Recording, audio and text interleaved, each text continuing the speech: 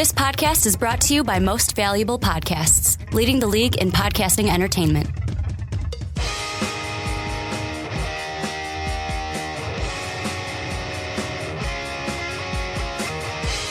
Hello, football fans, and welcome to the Onside Kick. My name is Ricky Widmer, and as always, I'm joined by the Mark Weber. Dub them E's. And me and Mark have a special guest to introduce for this podcast. You've been on the show once or twice before, right? Yeah. We have a dear friend of ours, Mike Slowinski, or Slowski, joining us here in the MVP studios. Going to be talking about some AFC West. We've done it. This is the last division we have to get through, and then we can start football. And because we can't start football until MVP talks about every single every single division, and then wait like 3 weeks. We also got to wait like 3 weeks. But when this goes up, there will be football the same week. Will it? Hall of Fame game. Yeah, that's the Sunday. Oh, that's right. Yep. So Man, we're cutting it who's close. playing it? It's Vikings Steelers. the not real football has basically begun. Yeah, it's Vikings Steelers in the Hall of Fame game. Still won't watch it, and I'm a Vikings fan. I'll watch the Hall of Fame game. I really, really want football to come back, so I want to watch it. My favorite thing about the Hall of Fame game is, like, we think of week one in the preseason as being bad. It's even worse. Well, this is that extra game that they get before anyone else gets to play. The one where basically nobody you care about or have heard of plays. And it's not even a real stadium. It's somewhere out in Canton, Ohio. Yeah. But we're going to start with, if you're new to these divisional previews, we're just going to start with last year's fourth place team, work our way up throughout the division. And last year, the bottom feeder with, I think, 3 wins were the Oakland goddamn Raiders. This year, just to highlight some of the things that they did in the offseason, they lose Denarius Moore, but they get Michael Crabtree. They grab guys like Nate Allen from Philly, Roy Halou from Washington. They got Curtis Lofton from the Saints. They get Trent Richardson from the Colts. They lose guys like Stefan Winsluski. That Tavon Branch goes to the Chiefs. In the draft, they got arguably me, the best wide receiver in the draft. Arguably Ricky. The best wide receiver in the draft. I know, Mark, you don't want to hear that because you think Kevin White's the best wide receiver. He's pretty good. They get Amari Cooper in the first round and then Mario Edwards Jr. on the DE side of the ball with their second round pick. And to me, the thing with the Raiders, are they going to be a good team? No. But Derek Carr and Amari Cooper may be fun to watch this season. That's what I think. Definitely. The Oakland Raiders are a team that, like you say, Ricky, they're not going to be a good team this year, but The future's bright, things are looking okay. Yeah, I mean, they're wearing a brighter shade of black out there. So it's going in the right direction. Derek Carr's a bright spot. He's a good-looking quarterback. Amari Cooper, give him that weapon to throw to. You got Crabtree out. A Crabtree out there. Crabtree pulls free. And the thing about Crabtree is he's not probably a Crabtree we're all familiar with that had just every single 49ers football thrown to him. And had it intercepted by Richard Sherman. When you put a mediocre Crabtree on an elite Richard Sherman, that's what happens. But I don't think he's going to get every single ball thrown to him like Colin Kaepernick liked to throw to it. But he's going to be doing some good stuff for an offense that really needs help. Yeah, I really like that comment about wearing a brighter shade of black. Yeah, the Raiders have been in the basement for how long? Since what year was the Super Bowl? 02? I think so, yeah. Or like 2001 when they played Gruden's all Bucks. I know, I was in 4th grade. That's all I know. So, But, they have the pieces in place, like you said, the addition of Trent Richardson, I think from the Colts, right? Do you really think Richardson's going to be that good of an addition, though? If years past, look at the running back game. I would say gone. Well, they're running backs right now. They've got Latavius Murray, who did kind of good last year for the Raiders. Like, I say kind of good because it was for the Raiders. Yeah, he did fine on the Raiders. But they get Trent Richardson. They get Roy Halou. To me, Halou, I don't know why he's listed as the 3rd string running back. I'd put him over Richardson. I like to view their running back depth chart kind of like the deli market at a supermarket. Pick a number and move on. It's all there. It's all there and ready to go. It's thinly sliced, and McFadden's gone. They signed MJD for a season. He's gone.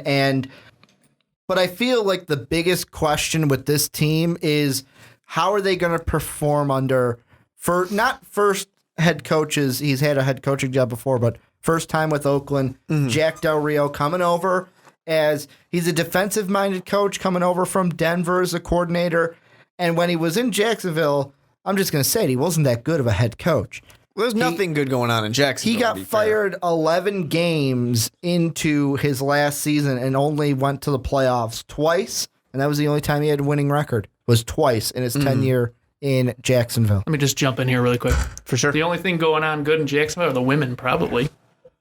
They're having fun down there. You see that party deck in Jacksonville? Well, the thing about Jacksonville, remember, they have a pool in their stadium. I know. They want to make it like... It's a party in I Jacksonville. think the owner described it as he wants to bring an Las Vegas vibe to Jacksonville I think what games. he actually said was, we got nothing else going on, so what are we going to do? That's what he wanted to say. Yeah, but I'm very skeptical of Jack Del Rio. I don't think that, defensively, I think the Raiders are going to be a lot better than they were in the past because if history speaks for itself, I may be wrong, but the Raiders have kind of been more of a defensive run team. Sure. The bad boy Raiders, that's why we've got the fans in Oakland acting like they are with all the gear and stuff, and they want to be the scariest, but I don't know because if Jacksonville was any indicator, he went 5-11. Now that's a win. With you said, Mark, it's more than 3, but 5-11 still ain't good. But that's with Del Rio going back to Oakland. He grew up in California. He went to USC, so it's kind of like at least the Oakland faithful have that hometown favorite that they can fall back on. At least have some glimmer of hope. The thing I will say in favor of the Oakland defense, there are some good parts there. You got Justin Tuck. You got Khalil Mack, of course. Charles Woodson's there. Not really in the prime of Charles Woodson's career, but he's there. He's still... You got Hayden. You got his mind and everything. DJ Hayden's pretty all right. Like I said, there are decent parts here. It's just a matter of kind of putting it all together and putting a system in place that's going to work for these guys. It's going to be interesting. The problem for the Raiders is they got to play the Chiefs, they got to play the Broncos, and they got to play the San Diego Chargers. They have to play Rivers, Smith, and Manning. 3 teams that are going to tear them apart twice a year. That's not good. That's not good for the Raiders. I'm going to say 2 out of 3 of those teams are going to have solid run games with Jamar Charles or Niles Davis in Kansas City or Melvin Gordon in San Diego. I don't want to get too far into the schedule because you can check that out on our preview for the Raiders. But really, they're playing a lot of strong quarterbacks a lot of strong running backs. Well, I just want to. The only thing I'll say about the schedule is your first 2 games. Yeah, they're at home, but you got to play Andy Dalton and Joe Flacco. Yeah, and Andy Dalton, this is a regular season game, so he can win it. Yeah, he'll win.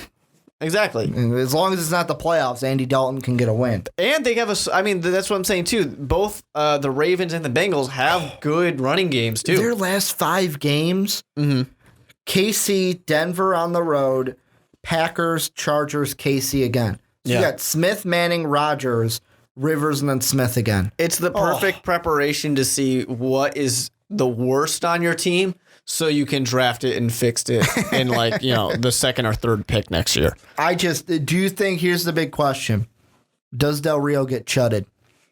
I'm going to say no. I don't think he gets the chud. Let's say they get they go 3-13 at the worst. Reasonable. Does he get chudded? No, I don't think so. I think they've got enough on the offensive side right now where they're going to have moments that look pretty okay. Carr, Cooper, I'm not going to throw Richardson in there. I'm sorry, guys. And Crabtree, I think that's a good combination to where there will be some good moments. And you'll have moments of going, hey, I think we might have a team in a couple years. But we're going to move over to, Mark, a team that you love to talk about every single year. These guys. And hashtag Charger Nation loves to back you and your predictions. We're going to talk about the San Diego Chargers. They finished 3rd in the West last season. Just to highlight some of their offseason moves, 2 of the biggest re-signings, they keep Brandon Flowers on the defensive side. They bring back King Dunlap on the offensive line. They add free agents like Orlando Franklin from Denver, Stevie Johnson, the wide receiver that was cut in San Francisco, Patrick Robinson over from the Saints. Guys, they lose Eddie Royals in Chicago. Sharice Wright is with the Niners. And then Arito Tutu is over with the Philadelphia Eagles. And to me, the Chargers, if this is going to be Phillip Rivers' year, he's got to do it now because he's going to have Stevie Johnson's a receiver, but the Chargers basically said, fuck it, we're going to give you a run game. We're going to give you arguably the best running back in the Big Ten last year. The thing they've been trying to do since LT was no longer part of the team. And that's really what it comes down to. They've been trying to replace the guy forever. They're hoping they did it. And, Chargers Nation is hoping they did it finally, too. So, I mean, for me, you guys, if you're fans of the onside kick, I love the Chargers. I love these Chargers. And I was a little disappointed that they didn't perform as I thought they would last year. But you got Malcolm. You had high hopes for them. I did. They should have been at least divisional round players. They went 9-7 last year. They tied with the Chiefs but finished third. Yeah, they could have done more for sure. But Keenan Allen, Malcolm Floyd, my mistake. Those are two guys who can get those 1,000-yard seasons. They'll be catching touchdowns. Antonio Gates, that man can catch a touchdown when he's in the end zone. Phillip Rivers can have great things going for him. And then, of course, my running back that I thought should have been the first running back off the board, Melvin Gordon. That's who I wanted to be number one off the board, and I wanted him to go to the Chargers so badly. It actually happened. I was thrilled. This offense is going to just blow people away. We were all worried that Gurley was going to be the one available, that Gordon was going to be the first one gone.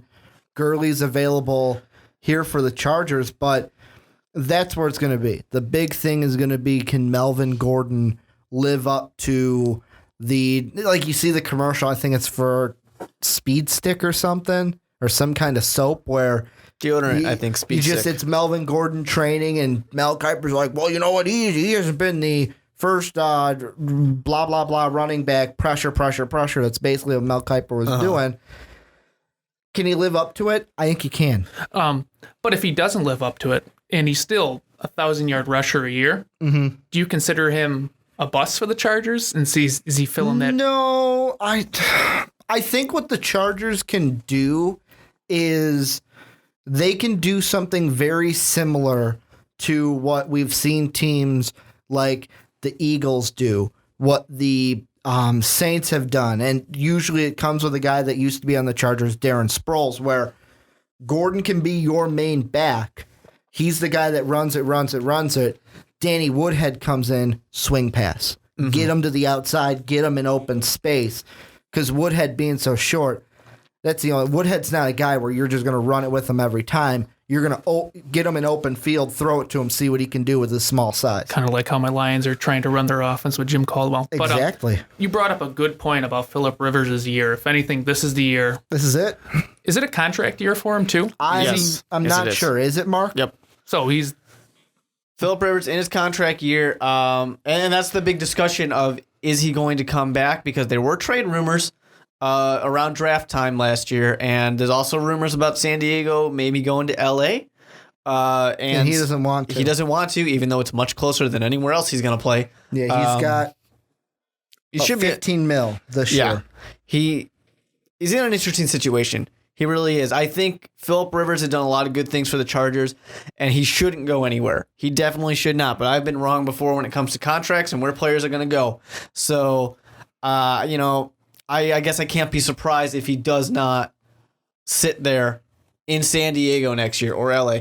San Diego next year. If he's sitting somewhere else, some team that needs him, whether it's a Jets, whether it's the Bills, they still need a quarterback.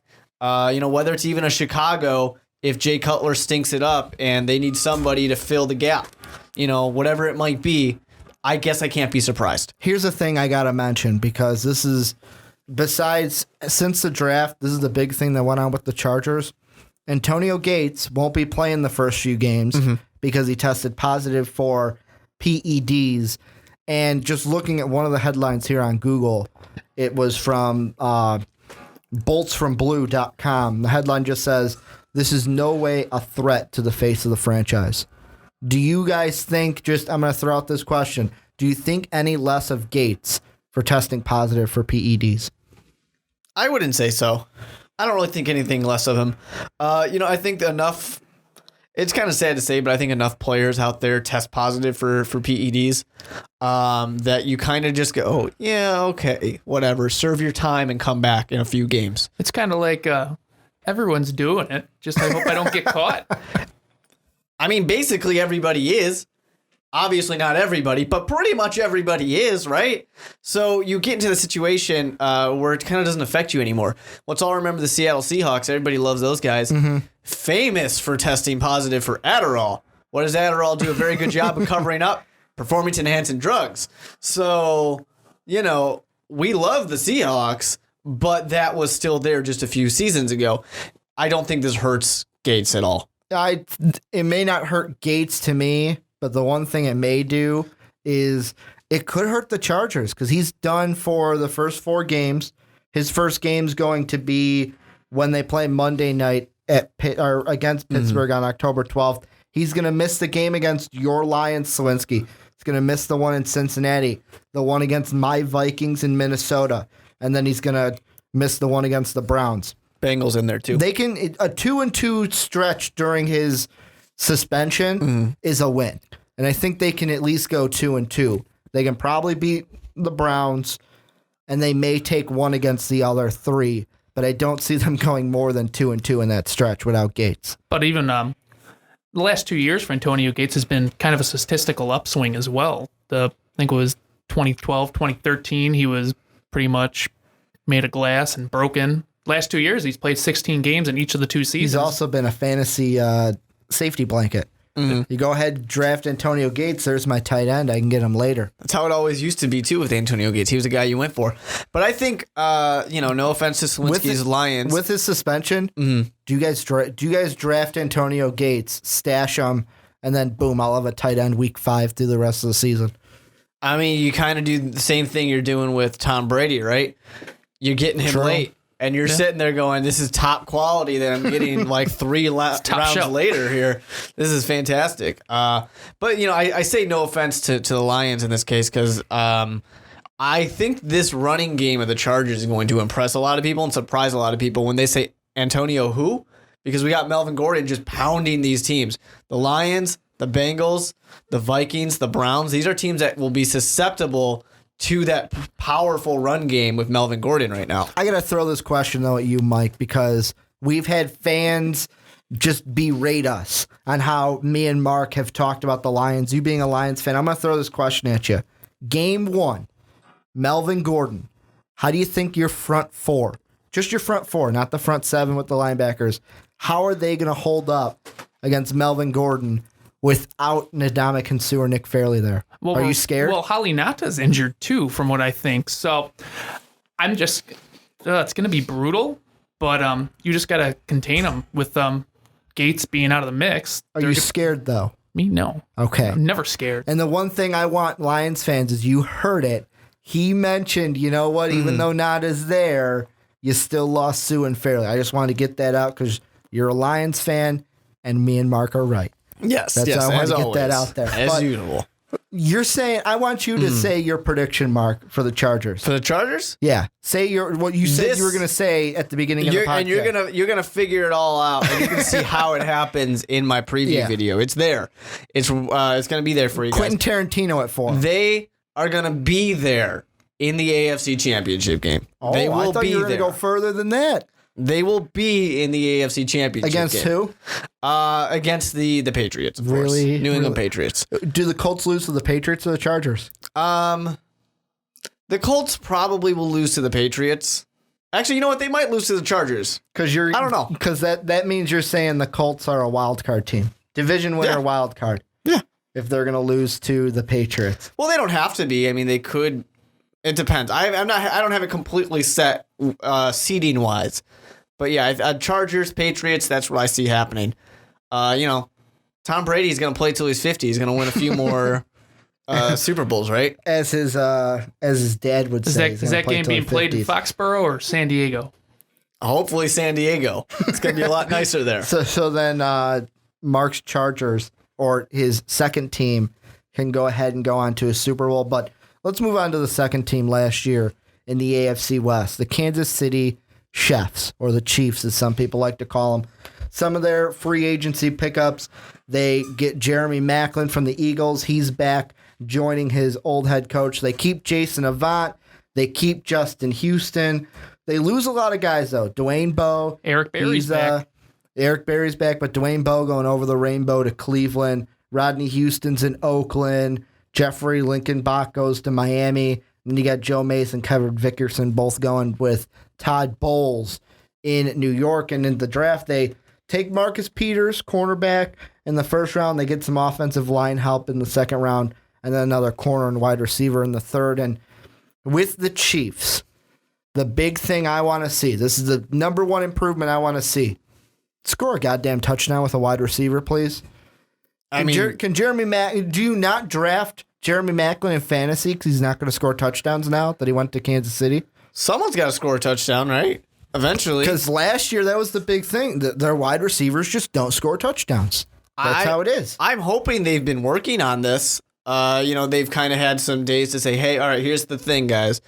That football you're carrying, you want it to get into the end zone. Just for a quick reminder, I'm not sure if you guys remember that because you didn't do it last year. Bring it there. Yeah, they had 18 rushing touchdowns, and let's see, they had 18 passing touchdowns, but the only people to catch passes in the end zone were your tight ends and your running backs. Mm-hmm. Yeah. None to the wide receivers at all. None.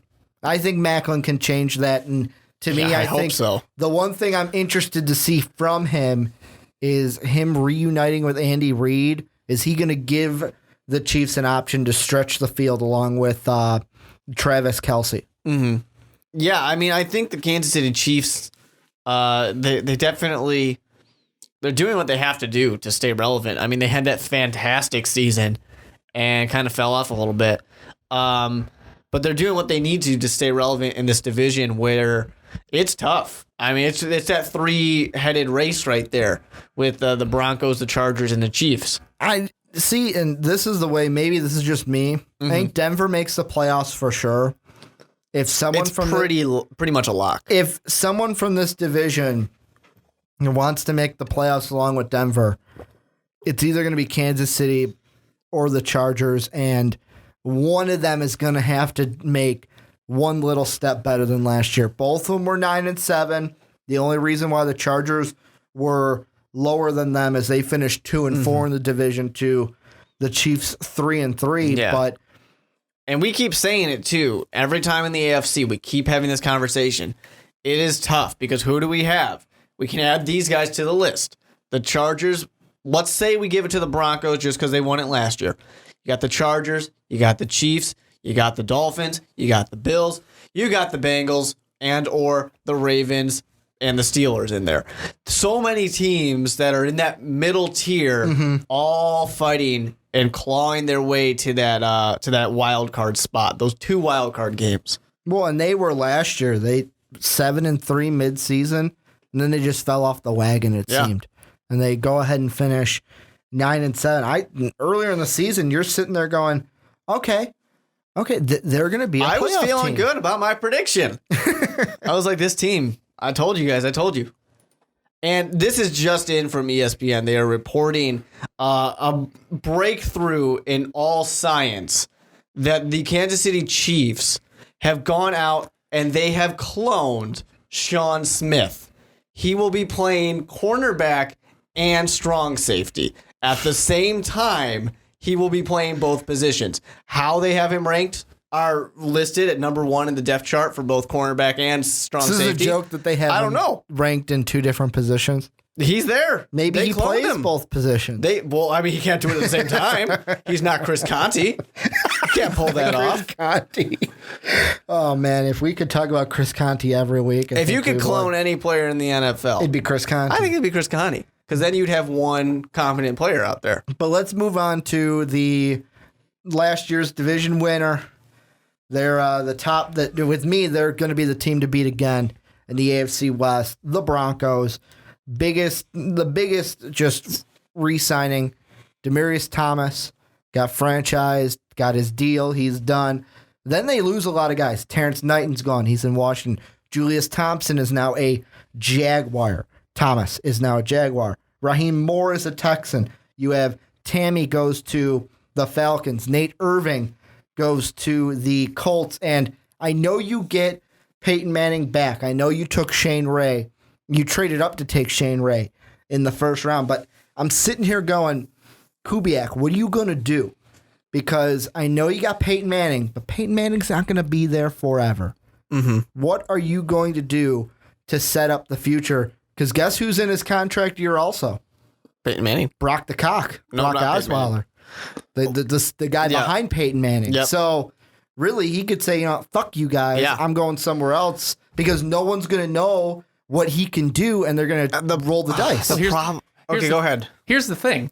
He's got to find his helmet first. Yeah. No. Peyton hid the helmet. It was kind of like, what movie was that? Remember the Titans. Was that Remember the Titans where he's looking for Booby Mile. No, that's Friday Night Lights. He's looking for his helmet. Like, where'd it go? Booby. Hey, man, find that helmet. That's what Peyton was doing. Peyton probably hid the helmet because Peyton doesn't like to come out of the football game. No.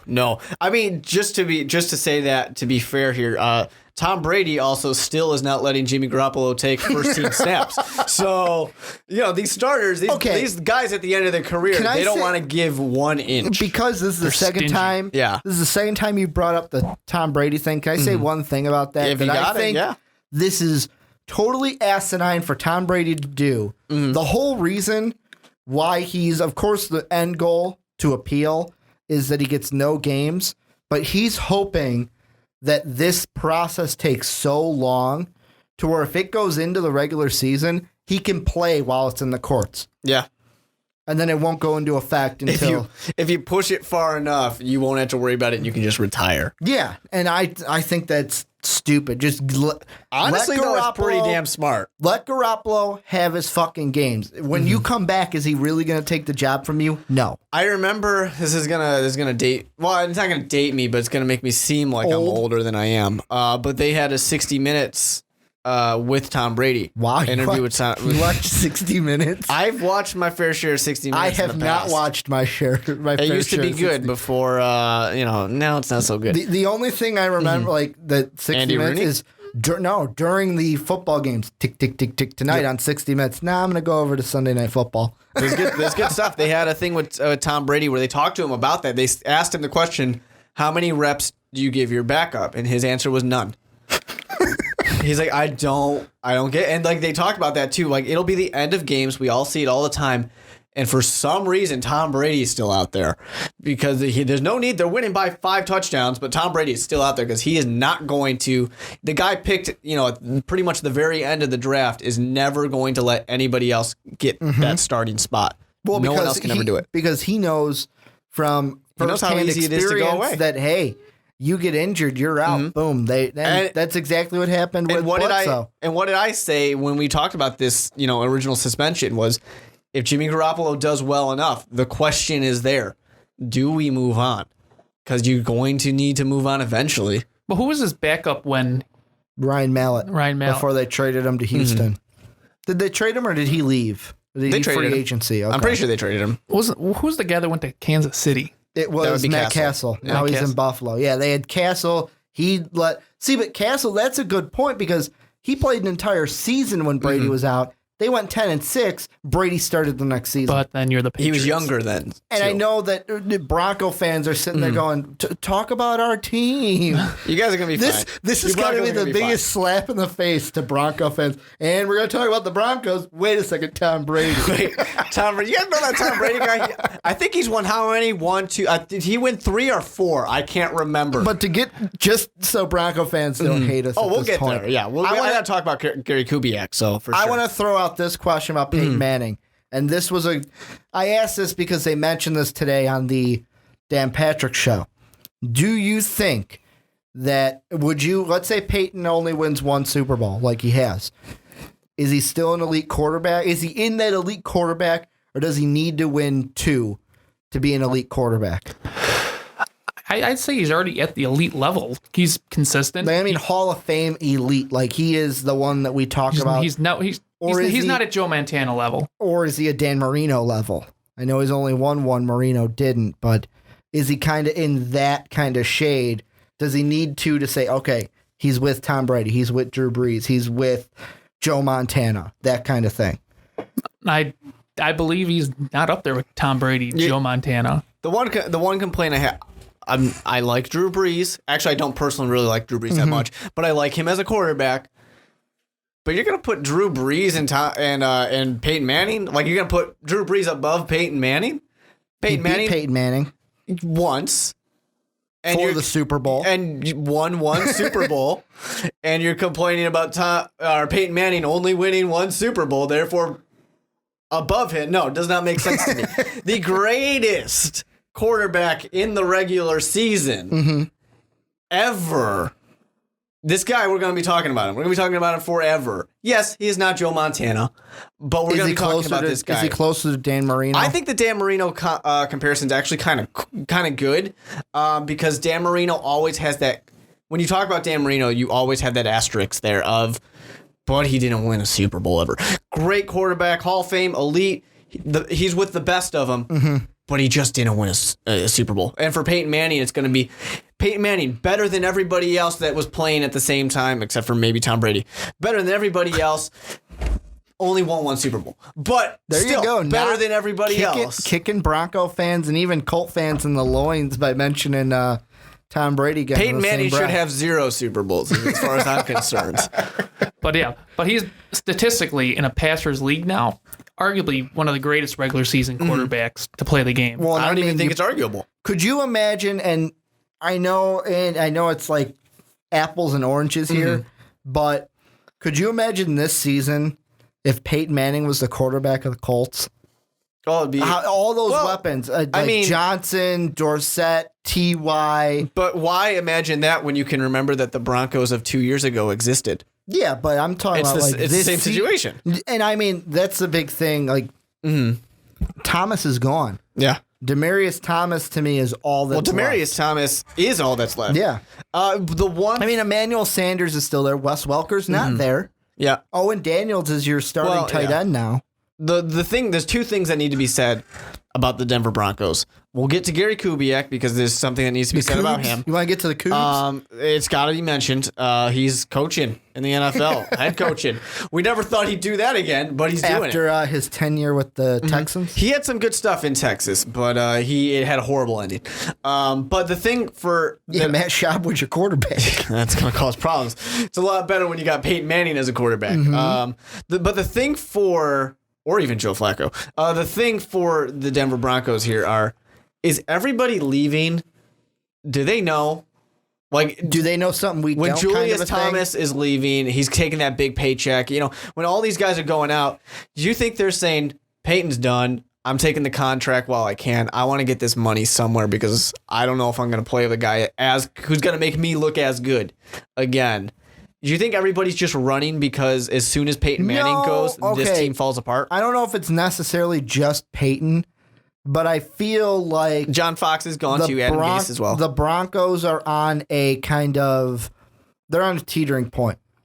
Peyton Manning's not going to be there forever. I'm actually going to say this. The end of Peyton Manning's career, it's going to be hard, but it's probably going to end even worse than Brett Favre's did. And when I say that, I mean it's going to be even harder for Peyton Manning to walk away from the game than it was for Brett Favre. I wouldn't be surprised if the Broncos say after the season, hey, man, it was nice. Shake hands. You can retire now. And he goes, now I'm ready to play. And then he goes plays for like the Jets or for the Raiders or for give me another the Browns. I wouldn't be, the Browns. I wouldn't be surprised if he goes to another bottom feeder because he just doesn't want to quit. I kind of want to see him play for the Browns, though, to be honest. I kind of want that to happen. And I wonder if he's just going to keep Joe Flacco and Peyton Manning in the same division. And part of my mind thinks that his career is only going to end if someone else ends it, like the Bears did to Brett Favre, or like this. Actually, it was the Saints. Well, the Saints broke him first. No. The Saints broke him first in the bountiful NFC Championship game. Northwestern graduate Henry Melton destroyed him. No. him. The Saints knocked him down a few pegs. You were the ones that actually finished the job. We're like, hey, we're sick of you. Just leave already. It was kind of like the ending of Cars. I could not, like, now I just imagine that newspaper clipping of him laying on the ground and Urlacher just standing over him like, you dead? You dead, buddy? He's like, you done yet? Do you want to keep going? But I feel like that's the only way Peyton Manning's going to be done is if someone breaks him. All right, I hate to do this to Broncos fans, and don't worry, guys. I will trash your coach soon enough. The thing I want to ask, though, is, and this is going to pain Ricky, I think, as well, which is part of why I need to do it. What do you think is worse? The NFC Championship game, you're going to go to the Super Bowl. The Vikings are finally going to be there, and they're going to compete, and they're going to win. Oh, you threw an interception. It's done. Never mind. Or you get to the Super Bowl. Peyton Manning has brought them back ever since John Elway. They have not been here. Oh, you fumbled, or you didn't even fumble. You just didn't get the snap. It's a safety, and then you let them score all over you all day. I'd rather lose. Which one's worse? I'd rather lose in the title game because at the end of the, when 5 years down the line, no one ever mentions your record in title games. They only mention your record in Super Bowls. So to me, it's better to not even go to a Super Bowl than to go there and lose. True Vikings fan right here. What do you think, Mike? I'd rather be not remembered for losing. And this is a team also, the Lions, who have the Super Bowl is like the Shadowlands. Yeah. And it's gone. And it's gone. The last leading rusher you guys had was Barry Sanders. Yeah. That was during my childhood. But yeah, I'd rather not even go there than lose there. Which is fair. I mean, look at Buffalo. 3 times. Yeah, then they all lost. And that's all we talk about is how many games did they lose. We don't talk about how many times team X, Y, or Z didn't go there. Like the San Francisco 49ers, we only talk about them not going there because the Seahawks did go there. That's the only reason why we talk about it. And to be fair, I do think that you kind of have to have something spectacular happen in the Super Bowl to be remembered for losing. Nobody remembers the losers except Like for the the Seahawks. Buffalo Bills. Except for the going to be talking Seahawks. about that Seahawk game. Or Except your Bears. No, Yes. nobody remembers that. No, you don't remember that. Or like the Peyton Manning where the snap goes right over his head. You watch the Lombardi go past and that was done. Perfect season that never was because of the helmet catch. Exactly. Those are the only ones you Tyree. remember. I mean, we're not going to remember the 49ers losing to the Ravens. No one remembers that. And it just happened like 2 years ago. Well, I mean, the power outage, that's what you remember. That's fair. what you remember. That's the fair. power outage. That was still their ploy to slow the game down. But no one remembers. I would even say that Tampa Oakland one that you mentioned, Mike, earlier. No one remembers either one. Because I mean, yeah, that was a good Super Bowl, but the only reason the Bucs won that is because Gruden had their playbook. Well, Gruden walked into a really good situation there. Or like Tom Brady's first Super Bowl against the Rams, or Adam Vinatieri twice. Yep. These are the ones. I mean, these are the things you remember. And honestly, that season where Tom Brady went to his first Super Bowl, that wasn't even the more memorable game. That Raiders game in the Snow Bowl was more memorable. Or I'm trying to think of when the Niners went to the Super Bowl, their NFC Championship Which time, game Ricky?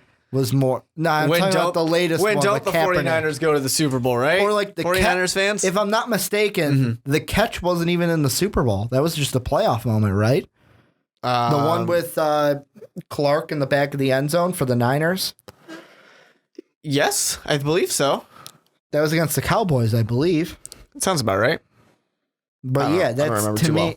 Well, I wasn't alive at that point. Yeah. That was 1982. Yes. None of us.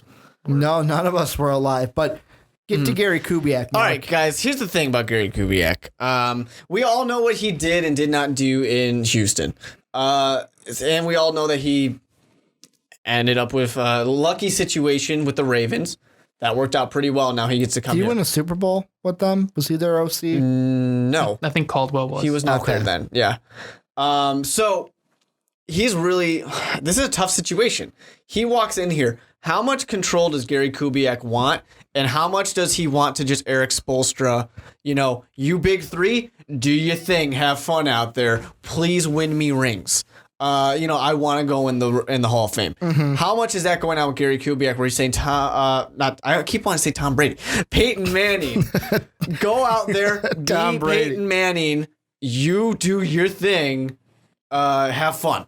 All right, guys, if you need me, I'll be on the sidelines. I'll throw the red flag. Yeah, if you want me to throw it, I'll throw it, man. I just don't know how much control does Gary Kubiak want. To me, that's why part of this hiring was a little confusing. I get why you did it. Kubiak has a history with the Broncos. He was a player there for 83 to 91. Yeah, his entire career, he was a Bronco.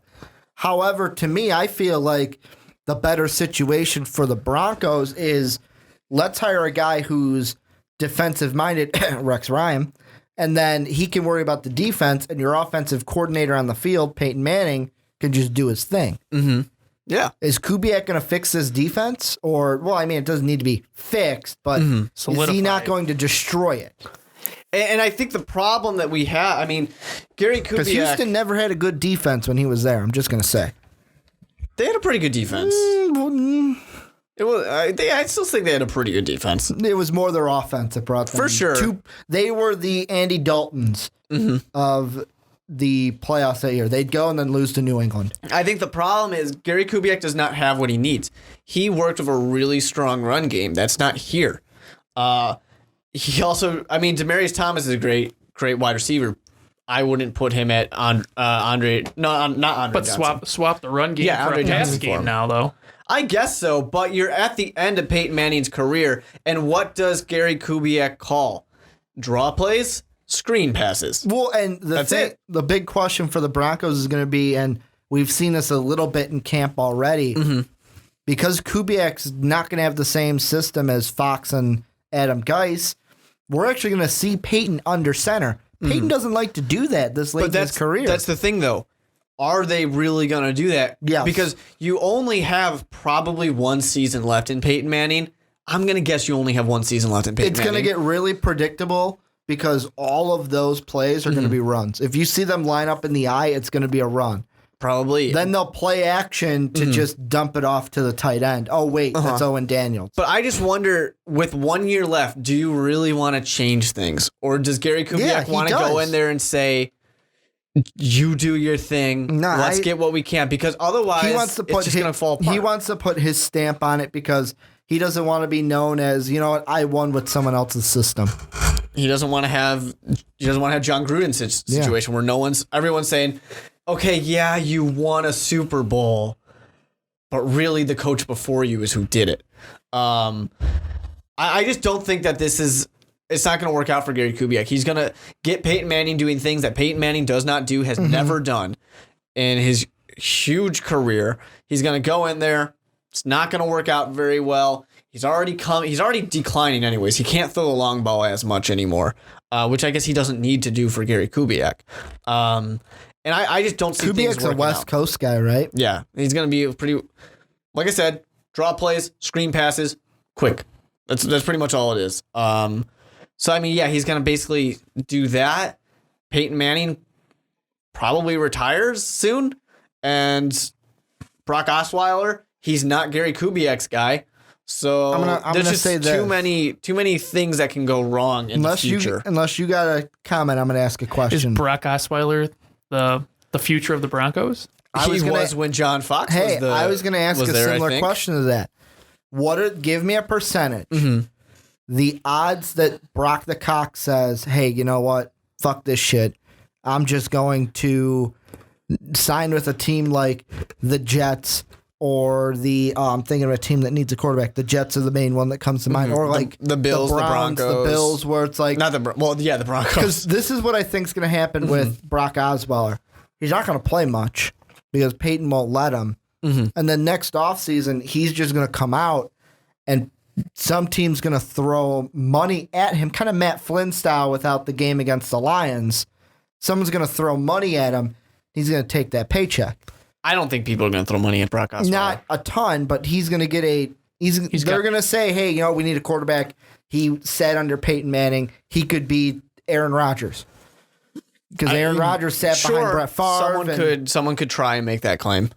What's the percentage that he leaves and gets a decent contract with a team like the Jets, the Bills, the Browns? Depends how long it takes Manning to leave. Give me a percentage after this season, though. Well, he's in his contract year right now, so after this season, this offseason coming up, someone has to give me the percentage. He's going to a different team with a good contract. 60%. I think this is getting a little conspiracy theory-ish. Okay. Not necessarily conspiracy, more just my predictions. Okay. This is Peyton Manning's last season. You think so? I do. He's still good. He's still Peyton Manning, but he's obviously been on the decline. Mm-hmm. I think he's going to be smart. I think he's going to call it a career here. And Brock Osweiler, I think, will get re-signed. And he's going to be the heir apparent to Peyton. Yeah. Plus, they're probably going to draft somebody in the mid rounds or in like the second or third round. I think they'll draft a quarterback because he's not Kubiak's guy. Mm-hmm. And he probably won't be Kubiak's guy. And Kubiak probably is not the coach in 3 years for the Broncos. Because I'm telling you guys, once Peyton Manning is gone, there's not much to be happy about in Denver. The defense is all right, needs a little coaching to get there. And you got Demaryius Thomas. So hypothetically, Broncos win the Super Bowl, they riot. Does Manning go out a winner? If they win a Super Bowl, he'll definitely retire. And that's why even though he's trying to do the Brett Favre right off on the sunset. He's trying to do the Kobe Bryant. With Kobe, it's more, I want to win one more so I can be like MJ. Yeah. Peyton wants, and every quarterback wants it. Tom Brady's going to want it. You want to win that last Super Bowl to just say, boom, I can ride off happy. I rode off on top. Oh, for sure. I just think that Peyton Manning, when it comes to him, I mean, he's going on 40 years old. How many quarterbacks actually play in their 40s? Pretty much none. Vinny Testaverde. You've named two. Pretty much none. Like, that's the thing. Like, nobody really played, besides Tom Brady, who's going to play till he's 60. Doug Flutie. Doug Flutie, of course. World famous Doug Flutie out there. Nobody plays into their 40s. So, Peyton Manning, if anybody could do it, it probably could be Peyton Manning. But he can't throw the deep ball really that well anymore. These seasons are just ending badly for Peyton. They really are. Eventually, I think he sits there, especially with this team, not set up to win. Your last head coach and your last offensive coordinator that you liked a lot, they're gone now. There's not much going on. There's not much to be thrilled and that excited about. I think he's got to see the writing on the wall. I want to say that first season in Minnesota was where Brett Favre was like 39 and then turned 40. He was the last person to play at 40 and play well at 40. Yeah. I don't know. Yeah, we're not talking about backups or anything like that. No, we're talking about starters, but we're going to end the podcast like we've ended all these other divisional podcasts. We'll start with Mark, then go to Mike, then go to me. Who out of this division, who wins it, and how many teams make the playoffs, and who? The winners are the San Diego Chargers. They're going to win the division? Holy crap. Peyton Manning's on the decline. Something's got to be the wake up in his mind of, okay, it's been a good career. And he's got a tight end, he's got a wide receiver. Yeah, I'm going to retire and then go coach the Giants. Hi, Eli. Hey, Eli, you want to win any more Super Bowls? I'm going to be there. All right. I'm going to get rings too. I do. I definitely think the Broncos can get into a wild card spot. So you're saying 2 playoff teams? They have the potential for 2, but the thing is, I hate how you do that. Well, because we have too many. We got too many teams. It's going to be, what it's going to be. It's going to be the Dolphins, or it's going to be the Steelers or Ravens. I'm going to give a more exact prediction on that when we get to me. What about you, Mike? I predict that the Chiefs are going to win the division. The Chiefs? I'm going with the Chiefs. Does a wide receiver score a touchdown? 2.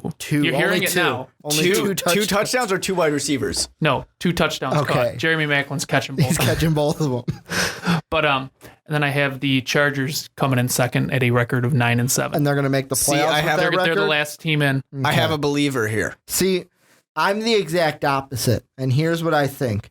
Broncos, I'm going to go ahead and I can actually say these win totals because you, for our previews, have both the Broncos and the Chargers. That's right. I'm going to say 12-win season for the Broncos. They win the division. Chargers win 10 games, but lose their very last one, miss the playoffs.